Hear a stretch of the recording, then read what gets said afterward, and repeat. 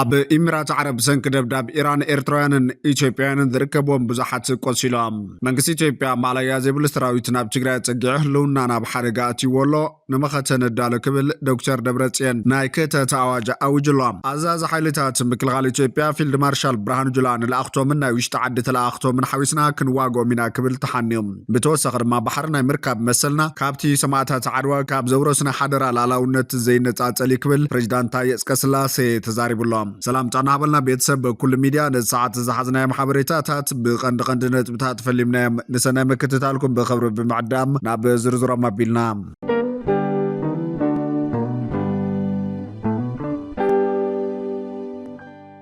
ኣብ ሱዳን ማዕስከር ተነድባ ሎሚ 23 የካቲት 2018 ዓም ትምረት ካብ ሰዓት 12:25 ናይ ንግሆ መንቀሊብ ዘይተፈለጠ መንገዲ ኣብ ማዕቆብ ስደተኛታት ተጋሩ ሓደጋ ባርዕ ሓዊ ኣጋጢሞም እቲ ሓደጋ ባርዕ ኣብ ሱዳን ተነድባ ፍሉይ ቦታ ብሎክ ኤፍ ከም ዘጋጠመ ተገሊጹ በቲ ዘጋጠመ ሓደጋ ባርዕ ሓዊ ኣብ መንበር ኣባይቲ ጉድኣት ዘብፅሕ እንትኸውን ኣብ ልዕሊ ህይወት ሰብ ግን ዛጊድ ጉድኣት ከም ዘየለ ተገሊጾም ኣብ ሱዳን ብኣሽሓ ዝቑፀሩ ተጋሩ ኣብ ማእኸላት ማዕቆብ ከቢድ ስቃይን መከራን እናሓለፉ ዝርከቡ ኮይኖም ብተደጋጋሚ ሓደጋ ባርዕ ሓዊ የጋጥሞም ቅድሚ ሕዚ እውን ብዙሕ ግዜ ተደጋጋሚ ሓደጋ ባርዕ ሓዊ ዘጋጠመ ኮይኑ ብዙሕ ንብረት ሙሉእ ብሙሉእ ዓንዩ ስለዚ ስቃዮም ብዘላቕነት ከብቃዕ ብቕልጡፍ ናብ መረበቶም ክምለሱ ፀዊዖም ኣሎም እዚ ከም ዘሎ ኮይኑ መንግስቲ ኢትዮጵያ ማለያ ዘይብሉ ሰራዊት ናብ ትግራይ ፀጊዑ ህልውና ናብ ሓደጋ ኣውዲቕዎ ኣሎ ንመኸተ ንዳሎ ክብል ዶክተር ደብረጽዮን ናይ ክተት ኣዋጅ ኣውጆም መንግስቲ ኢትዮጵያ ካብ ማህፀን ትግራይ ብዝወፁ ንከብዶም ብዝሓደሩ ዘመናውያን ባንዳታት ከዳዓትን ጠለምትን ዝበሎም ግን ድማ ሽሞም ዘይጠቐሶም ኣካላት ፊት ንፊት ተሰሊፉ ግዛታው ሓድነትና ይወርር ኣለውን ኢሉ ዶክተር ደብረጽዮን ገብረ ሚካኤል ዶክተር ደብረጽዮን ነዚ ዝገለጸ ዓወት ኩናት ዓድዋ ንምውሓስ ቢሮዊ ሓድነትና ንምርግጋጽ መሰል ዓርሰ ውሳነናን ብዝብል መሪ ሓሳብ መበል 130 ዓወት ዓድዋ ኣብ ከተማ ዓድዋ እናተኸበረ ኣብ ዝርከበሉ እዋን እዩ ዶክተር ደብረጽዮን ኣብ ዘስምዖ መደረ እንኳን መበል 130 ዓመት ዓወት ውግእ ዓድዋ ብሰላም ኣብፅሐኩም ድሕሪ ምባል እዚ በዓል ህዝቢ ትግራይ ናይ ምቕፃልን ዘይምቕፃልን ዓብይ ናይ ህልውና ፈተና ብቅድሚት ተደቂኑ ኣብ ዘለሉ እዋን እዩ ነኽብሮ ዘለና ኢሉ መንግስቲ ኢትዮጵያ ካብ ማህፀን ትግራይ ብዝወፁ ንከብዶም ብዝሓደሩ ዘመናውያን ባንዳታት ከዳዓትን ጠለምትን ፊት ንፊት ተሰሊፉ ግዛታዊ ሓድነት ይወርር ኣሎ ዝበለ ኣቦ ወንበር ውድብ ሕወሓት ዶክተር ደብረጽዮን ገብረ ሚካኤል ህዝቢ ትግራይ ነዚ ኣንጻር ሕገ መንግስትን ኣንጻር ውዕል ፕሪቶርያን ዝኾነ ውሳነ ቤት ምኽሪ ፌደሬሽንን መረፃ ቦርዲ ኢትዮጵያን ተቃውምኡ ብድሙቕ ሰላማዊ ሰልፊ ከም ዝገለጸ ዘኻኺሩ ወሲኹ ድማ መንግስቲ ኢትዮጵያን ህዝቢ ትግራይ ካብ ምድረ ገጽ ንምጥፋእ ቅድሚ 8 ዓመት ዝወጠኖ ሰይጣናዊ ሕልሚ ተግባራዊ ንምግባር ለምውን ዘመናዊ መሳርሒ ዝወነነ ሽሾ ሰራዊት ኣብ ወሰናዊ ትግራይ ኣኪቡ ወግሕ ፀብሐ ነጋሪት ኩናት ይእውጀሎ ድሕሪ ምባል ከም ወትሩ ምልኣት ህዝብና ወዲብና ሕጋውን ብህዝብና ተቐባልነት ዘለዎ መኸተም ኣብ ምዕዋት ውድብና ሕወሓት ታሪኻዊ ሓላፍነት ተሰኪማላ ክብል ገሊጹ እዮም ዶክተር ደብረጽዮን ህዝቢ ትግራይ ታሪክ ይሰርሕ እምበር ታሪክ ኣይፅሕፍን ዝብል ተረኽ መሊእኻ ንምስባር ኩልና ተጋሩ ታሪክና ኣብ ምዕቃብን ንውልድ ወለዶ ክመሓላለፍ ኣብ ምግባርን ብፅሒትና ክንዋፃ ይግባእ ብምባል መልእኽቶም ሓላሊፍ እዮም ኣብቲ ብደረጃ ትግራይ ኣብ ከተማ ዓድዋ ዝተኻየደ ዝኽሪ ኩናት ዓድዋ ንጀነራል ታደሰ ወረደ ሓዊሱ ካልኦት ካብ መንግስታዊ ማሕበሩ ዘይተረኸቡ ኮይኖም እንታይ ኮይኖም ዘይተረኸቡ ዝብል ግን ክሳብ ሕዚ ዝተረጋገፀ ነገር የለን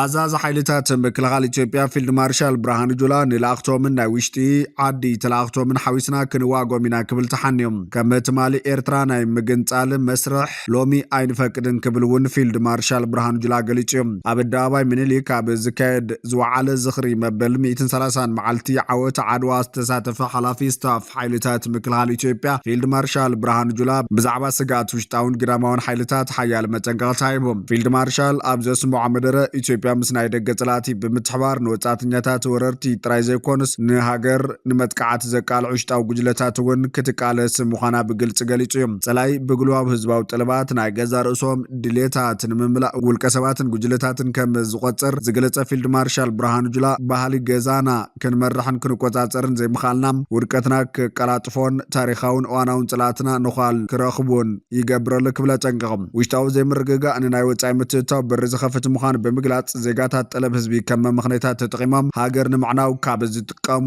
ሓይልታት ክጥንቀቑ ተሓሳሲቦም ፊልድ ማርሻል ብርሃኑ ጁላ መደሩ ብምቕጻል ኣብ ካልኦት ሃገራት ዝተረኣዩ ዛንታታት ውድቀት ከም ኣብነት ዘቕረበ ኮይኑ ብዙሓት ብጠለብ ህዝቢ ተመርኪሶም ናይ ወጻኢ ሓይልታት ዝኣትውለን ሃገራት ፈሪሰንየን ሎሚ ድማ እግረይ እንተዝቑረፅ ጽቡቕ ነይሩ ብምባል ይጣዓሳ ከም ዘለዎ ኣመላኺቶም ጣዓሶም ከድሕኖም ኣይከኣለን ብምባል ከዓ ኢትዮጵያውያን ሃገራዊ ሓድነቶም ንምዕቃብ ካብ ጎረቤት ሃገራትን ካልኦት ተመኩሮታትን ክመሃሩ እውን ተሓሳሲብ ፍልጠትን ጥበብን ማለት ካብ ናይ ገዛ ርእስኻን ካሊእ ተመክሮታት ምምሃር ማለት እዩ ዝበለ ፊልድ ማርሻል ብርሃኑ ጁላ ዜጋታት ሃገራዊ ረብሓታት ካብ ምጥላም ክቁጠብን ምስ ዓመፅትን ጻሕተርቲ ነገርን ሓይልታት ብምስራሕ ሃገር ንምጥፋእ ካብ ዝግበር ሸወድበድ ክቁጠብን ሚዒድ እዩ ምስ ፀላእ ኮይኑ ንነብሱ ከጥፍ ዝሰርሕ ሰብ ሰብኣዊ ባህርያት ዝጎደለ ሰብ እዩ እቲ ዕንቅፋት ክወቅዓካ ኣይትፀበት ዕንቅፋት ቅድሚ ምውቅዑ ካብ ጎረቤትካ ወይ ብጻይካ ተምሃር ፍልጠትን ጥበብን ማለት ካብ ተመክሮኻን ካልኦት ህዝብታትን ምምሃር ማለት እዩ ኢሉ ኢትዮጵያ ምውዳቕ ዘይሕሰብ ምዃንን ሃገር ንዝኾነ ይኹን ውሽጣውን ግዳማውን ስጋታት ክትሰግሮ ምዃናን እውን እምነቱ ገሊጹ ኣሎ ፊልድ ማርሻል ብርሃኑ ጁላ ከንቲባ ከተማ አዲስ አበባ አዳነች አቤቤ ብወገና ምስ መናእሰያት ከተማ አዲስ አበባ ዘካየደቶ ዘተ ሕቶ ኣፍ ደገ ባሕሪ ኢትዮጵያ ዘሎ ወለዶ ክማትአሉ ዘይኽእል ሃገራዊ ጉዳይ ምዃኑ ገሊጻ እታ ከንቲባ ኣብ ዘስማዕቶ መደረ ኢትዮጵያ ብናይ ታሪክ ኣጋጣሚ ባሕሪ ከም ሳነት ድሕሪ ምዝኻር እዚ ሓድሽ ወለዶ ነዚ ናይ ምዕፃው ዕጫ ከም ዘይቕበሎ ስሚራትሎም ኢትዮጵያን ሕታ ኩሉ ታሪኻዊ ሓበሬታውን ህግራዊ ሕግን መርትዖ ከም ዘለዋ ዝገለጸት እታ ከንቲባ መንግስቲ ነቲ ጉዳይ ብሰላማዊ መንገዲ ንምፍታሕ ቃል ከም ዝኣተወ ፍሊጣ ጉዳይ ኣፍ ደገ ባሕርና ክንዓጽኦ ዲና ኢላ ድሕሪ ምሕታት ተዓጺዎ ዝነብር መንእሰይ የብልናን ክትብል ኣብ መደረኣን መንእሰያት ተራሲና ኣላ ኣዳነች ኢትዮጵያ ምስ ዝኾነት ጎረቤት ሃገር ኣብ ግጭት ክትኣቱ ድሌት ከም ዘይብላን ሓንቲ ጥኢት ትኹን ሓንቲ ህይወት ኣብ ኩናት ክጠፍእ ኣይንደልን ኢና ብምባል ኣገዳስነት ሰላም መብሪሃላ እንተኾነ ግና ሰላማዊ መገዲ ብሓደ ወገን ዝውሰድ ውሳነ ጥራይ ከም ዘይኮነ ኢትዮጵያ ዲፕሎማስያዊ ጻዕርታት እንተፈሺሉ ላዕላዊ ረብሓታታ ንምሕላው ድሕር ከም ዘይትብል ገሊጻ ኣብ መደምደምታ መደረኣ ሰላማዊ ኣማራፅታት እንተፈሺሎም ኢትዮጵያን ደቂ ዓድዋ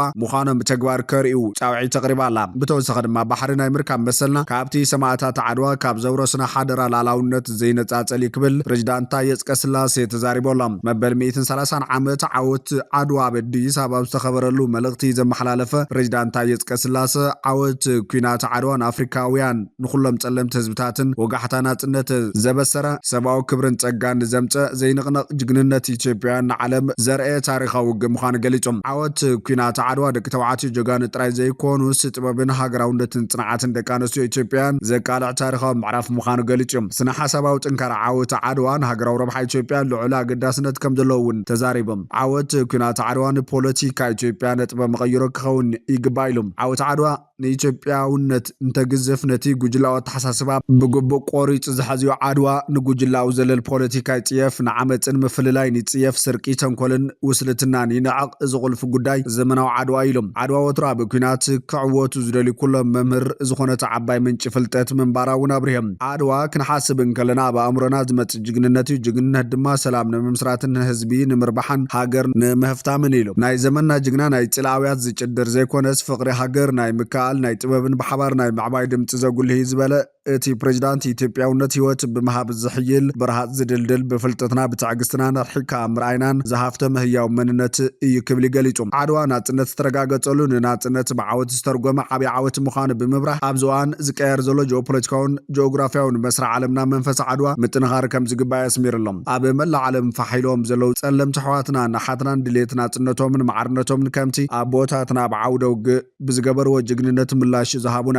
ሎሚ ጀጋኑ ድማ ነዚ ጻውዒት ብስራ ፍልጠት ልምዓት ሃገር ክምልስዎ ይግባእ ኢሎም ሎሚ ዓድዋ ትርጉምን ናጽነት ብብልጽግና ምጽባቕን መጻኢ ውልደታት ዝነብር ጽቡቕ ታሪክ ምፍጣርን ምትሕልላፍን ምዃኑ ዝገለጸ ኮይኑ ዓድዋ ክንሓስብ እንከለና ቦታትና ንላዕላውነትና ዝኸፈሉ ዋጋ ጥራይ ዘይኮነ እቲ ንኢትዮጵያ ዝነበሮም ሰፊሕ ራእይ እውን ኢሎም ድሕሪ ዓወት ዓድዋ ካብ ቀዳምነታት ዲፕሎማሲ ሓደ ወደብን ኢትዮጵያ ምስ ዓለም እትራኸበሉ መንገዲ ንምውሓስ ምዃኑ እቲ ፕሬዚዳንት ገሊጾም እዚ ሎሚ ንደልዮ ዘለና ጓና ጉዳይ ዘይኮነስ እዚ በዓል መንገዲ ታሪክ ኢሉ ውሑስ ነባርን በር ባሕሪ ናይ ምርካብ መሰልና ካብቲ ሰማዕታት ዓድዋ ካብ ዘውረስና ሓደራ ላዕላውነት ዘይነጻጸል ክብል እውን ድሌት ባሕሪ ኢትዮጵያ ተንቢሂዞላ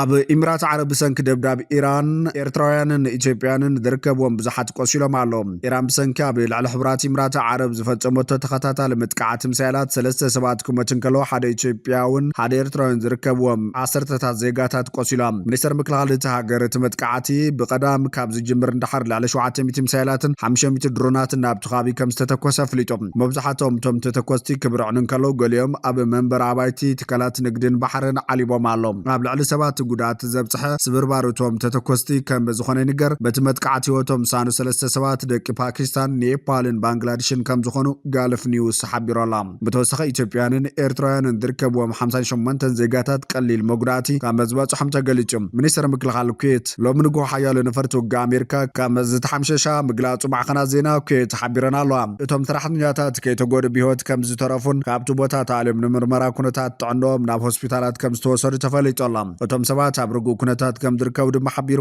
እቲ ሚኒስትር ምክልኻል ንጠንቂ ናይ ተፈጻመ ንምፍላጥ ምስ መሻርክቶም ዝኾነት ኣሜሪካ ብምውሃድ ምርመራ ከም ዝቕጽሉ ገሊጾላ መጻኢ ማእኸላይ ምብራቕ ኣብ ውጪት ኩናት ኣሜሪካን እስራኤልን ኣብ ልዕሊ ኢራን ከም ዝምርኮስ ድማ ፕሬዚዳንት እስራኤል ኢሳቅ ሄርዞግ ንቢቢሲ ሓቢሮላ እቲ ፕሬዚዳንት መጻኢ ማእኸላይ ምብራቕ ኣብ ውጪት ናይ ዝስርሒት ኣብ ዝምርኮሰሉ ታሪኻዊ መድረኽ ኢና ዘለና ኢሎም ነታ እስላማዊት ሪፐብሊክ ካብ ካርታ ዓለም ክትሓከና እትደሊ ኤምብራጦርያ ግብረ ከይሲ ክብል ገሊጽዋ ብዛዕባ ሕጋውነት ናይቲ ዘካይድዎ ዘሎ መጥቃዕቲ ዝተሓተተ ኢሳቅ ሄርዞግ ኢራን ንእስራኤል ካብ ኩሉ ኩርናዓት ዛመሬት ኮይና ክተጥቃዓ ከም ዝፈተነት ተዛሪቦም ብዙሕ መርትዖታት ኣለና ነዚ ድማ ምስ እንግሊዝን ካልኦት ኩሎም መሓዝትናን ነካፍሎ ኣለና ቀፂሉ ድማ ኣብቲ ዞባ ሓቀኛ ለውጢ ከም ዘሎ ክነረጋግጽ ንደሊ ኢሎም ጸሓፊት ጉዳያት ወጻኢ ዓባይ ብሪጣንያ ኢቨት ኩፐር ኣብ ሃገራት ወሽመጥ ዓረብ ንዝርከቡ እንግሊዛውያን ዘድሊ ሓገዝ ንምሃብ ብርቱዖም ይሰርሑ ከም ዘለዋ ሓቢራ ኣብቲ ዞባ 300,000 እንግሊዛውያን ክሉ ከም ዝኽእሉ ግምታ ዘቐመጠት እታ በዓልቲ ስልጣን 102,000 ካብኣቶም ህላውነቶም ከም ዝረጋገጹን ብዛዕባ ድሕነቶምን ጉዕዞምን ብቐጥታ ሓዱሽ ሓበሬታ ክረኽቡ ምዃኖም ተዛሪባ ኣብ ዝዋን ዝሓያል ሃገራት ክለኣየረን ስለ ዝዓጽዋ ብሪጣንያውያን ናብ ዓዶም ክምለሱ ተጸጊሞም ኣለዉ ኩፐር ነቲ ኩነታት ወጥሪ ዝበዝሖ ምዃኑ ድሕሪ ምግላጽ መንግስቲ ዜጋታቱ ብሰላም ናብ ዓዶም ክምለሱ ኣበርቲዕ ይሰርሕ ምህላው ሓቢራ ኣብ ወጻኢ ሃገራት ዝርከቡ ብሪጣንያውያን መምርሒታት ክወሃቦም ምዃኑን ንጉዕዞም ዝምልከት ዝከኣል ዘበለ ኩሉ ኣማራጽታት ይፍትሹ ምህላዎምን ገሊጻ